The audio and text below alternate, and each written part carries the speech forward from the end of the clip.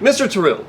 Well, you normally see me doing math videos, and that is certainly my specialty, but if all goes well with this installation, I'm putting front wheel bearings on my 2004 G35 Coupe, and I couldn't find any good instructional videos on the internet. Actually, I couldn't find any specific to my car. So I'm going to work on one side. If it goes well, I'm going to be showing you step by step how to work on the other side of my car, again, reinstalling or replacing front wheel bearings on a 2004 G35 Coupe. If you see the rest of this video, you know the left side went well, and we'll get to the right side. Okay, well, I'm working more on the video, so you know the left side didn't go too bad. The hardest part was actually getting the hub off the car. So I'm going to, remember, I'm a math teacher, not a mechanic. So I'm just showing you what I'm doing. Hopefully it works, but you know, do this project at your own risk. Okay, the first thing you want to do, and I'll move the camera and show you these individual bolts, is there's a little, I believe a 12mm bolt, I'll check this before I get to the next scene, that we're going to release to do, or to take out to release the brake line. Now I have steel braided lines. This might be a little bit different than your setup. The next thing you're going to want to do is break loose the two 22mm bolts that are holding on the caliper. I have Brembo brakes. I'm not sure what the size bolt is for standard brakes, but the replacement of the front wheel bearing hub, I believe, is exactly the same. Okay, now here's the mounting point for the brake line. Your brake setup with standard lines will have two bolts here, but either way they're 12mm. Just back those out and put the bolts back where they belong, that we don't lose them later. These Brembo calipers, the brake pads are held on by pins, so I'm not going to have to actually take my brake pads out. You will, I'm sure, with standard brakes. And let me just stop the video and show you the bolts behind the caliper if I can get to them. Okay, here's your two, one up there, 22mm bolts that you're going to want to have to break out. Those are going to be tight. Factory torque specs are around 110 foot-pounds. And then back here you see the back of the front wheel assembly, the front hub, wheel bearing hub. This is a plastic cap. You've got a ABS sensor in here, so make sure you're very careful with that. Or I didn't have to take mine off for the other side, but you do what you feel is the safest. But there's four bolts. There's one here, here, and then two up at the top. The bottom one here next to the lower control arm is a little bit tough to get to. It's also tough for me to get on the camera. Those have a torque spec of, what was it, between, well, I don't say anything wrong, I'll just show you later on in the video. What I'm going to do now is get a 22mm socket on there, and I'll come back and show you how I hold the wrench to try and break these loose. It is going to be pretty tough.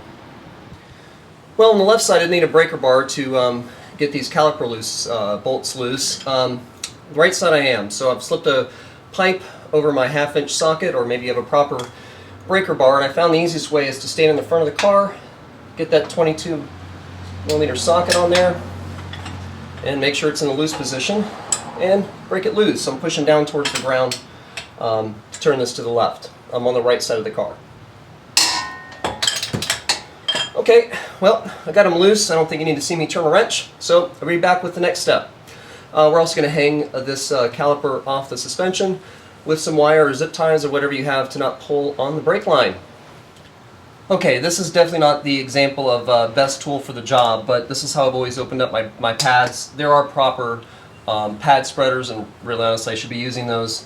I've just always used a big wrench and used a very, very thick towel to pad the brake pad, the caliper, and then I'm going to put this over here and just pull a little, squeeze a little bit, just enough to pull the pads away from the disc so I can slide this caliper off the rotor, which actually is already unbolted from the support, but I can't get it off because the pads are pressing against the disc. So maybe get a proper tool, spread those pads, pull your caliper off. If you have a standard brake setup, you're going to have to remove your pads. Again, I don't have to. Okay, so here again is the back of the assembly. I'm trying to hold my camera backwards here. This bolt down here near the bottom, near the control arm, is going to be a little bit tough to get out, but as you move the wheel left and right, you will be able to get that bolt past your lower control arm, and you can get the socket on it as well, but it's a little bit tough. And just do the best you can to get to these bolts and get them loosened. They also will be extremely tight, and you may need a breaker bar. Now, again, your anti-lock brake system, sensor is here, but once you get these bolts loosened, you don't need to worry about breaking that sensor as you remove the hub. Now, I had trouble getting the hub off, so you want to leave these bolts back here loose. You know, back them off of the aluminum mounting point here, and then use a punch and a hammer and just rotate around these 4 bolts and just keep hammering them as you push this assembly out of your suspension.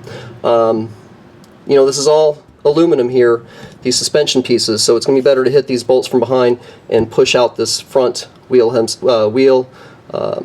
bearing assembly. This is what a punch is going to look like. You'll put this in the center of the bolt and again hammer on the back. Now nowadays, you know, we have to go buy these. My friend that's helping me do this, who used to go to school when we actually cared about shop and mechanics, actually made this by hand in high school, but no, now we just think everyone's going to go to college and not pick up a trade and probably make more money than I am. Alright, well, this will be easier once I get back in the car and turn the wheel to the right some more, but you can get to 3 of these bolts with the wheel turned to the right, or if you're on the left side of the car, turn to the left. My friend Rick here has got a breaker bar on our 1/2-inch drive with a 17-inch socket, and we'll come back and show you the 3rd bolt. And of course, you don't need to see us turn wrenches here, so be back with the last bolt in a second. Okay, so we have all 4 bolts backed out. This side was a little bit easier than the other. Found out that if I did hold the steering wheel hard right, we could get to all 4 of the bolts, and that lower control arm was not a problem like the left side. We got the punch. It's in the center of the bolt. We're going to just start tapping this punch around the back of these bolts. Just keep going around and around and around, because there's, you know, well, we've got to slide the wheel assembly out of our suspension. And here we go. Okay, so we can see my caliper is hanging from a wire. We have the bolts out, and we're just going to simply slide out this hub. The dust plate is going to come with it, hopefully. Well, it's loose. We were all excited that it was loose. This is going to slide out. We will make sure that the orientation of the dust plate stays the same. Oh, it's not coming out because we forgot a bolt. See what happens when you start the camera? You get bloopers. There we go. Now let's try it. There you go. Perfect. And we're going to put that down in the same orientation. Someone said that you have to be careful that you put the new one on in a certain way, because supposedly these bolts aren't completely symmetric. It looked pretty darn close to me, and so either I got lucky on the left side, or you do have to be careful that there is only one way to put your bearing on. Now you can see the this little black sensor here. Don't touch it. I mean, I don't know if you can touch it, but I'm not going to. That is your anti-lock brake sensor. We're going to run, hopefully this is okay, just a little, like, super fine cleaning here on the edge of this opening to remove some of the rust from the wheel bearing that we took out. And we'll be placing the new one in just momentarily.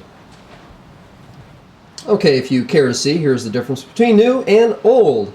The right side was replaced probably 40,000 miles ago due to a clicking sound under warranty, and that came off quite a bit easier. So let's get this thing back on. Okay, well, maybe I can get some comments saying what I could or should have done, but someone said replace these bolts because they're cheap. The service guy, when I ordered my parts, said there's no need to replace them. I don't see any blue on here, but we're going to go ahead and use just a drop of blue thread lock just to make sure that these bolts don't come out. And you know, I'm sure I'll be the one replacing these front wheel bearings again in another 90,000 miles, so I guess if I made a mistake, I'll be cursing myself then in another 9 years. So here we go. Well, here you go.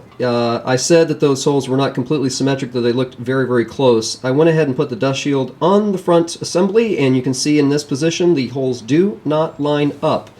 If we rotate the bearing 180 degrees,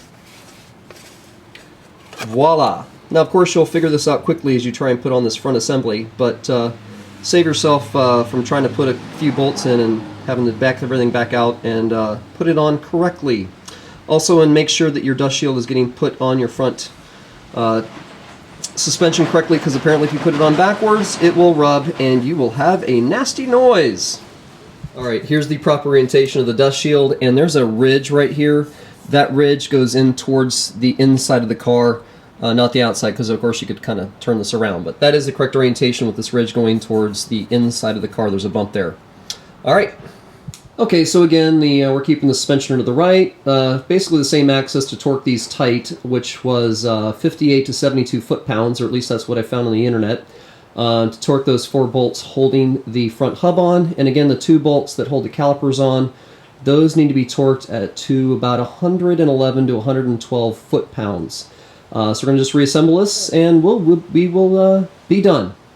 Well, here we go. It's all back together again. We'll be doing a test drive soon to make sure that it's all good.